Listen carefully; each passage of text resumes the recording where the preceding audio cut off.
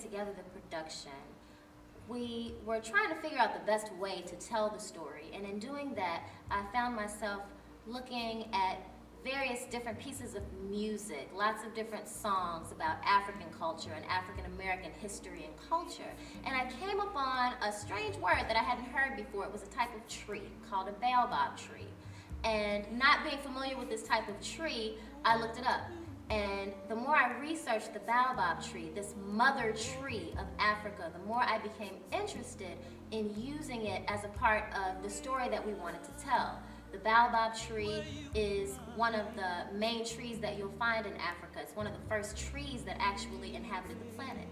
It's a huge tree in diameter, growing to sometimes 60 or 70 feet wide and about maybe 100 feet tall. The tree lives for thousands of years, and all life forms in Africa use this tree to support them.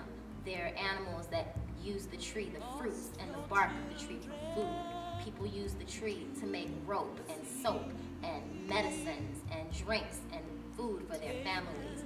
They use the tree as a reservoir for water. There are people who have lived inside the tree for shelter because of the wide diameter and the range of the tree.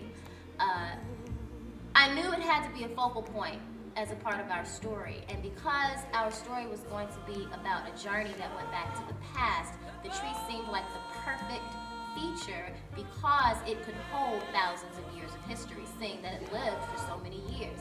We felt like the tree in our story kind of held those stories of those Africans who had been captured because it was there as a witness.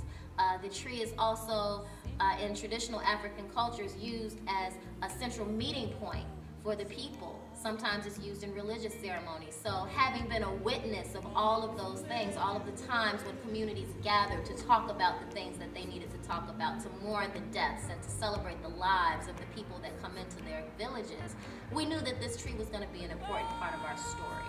And so it became the feature of the story. We use it as a time portal to transport the children through the historical periods, because as the keeper of history, it also holds the spirits of our ancestors. And those are the ones that are able to tell the stories and to relate the messages of history to the children, not only in the story, but also in the audience.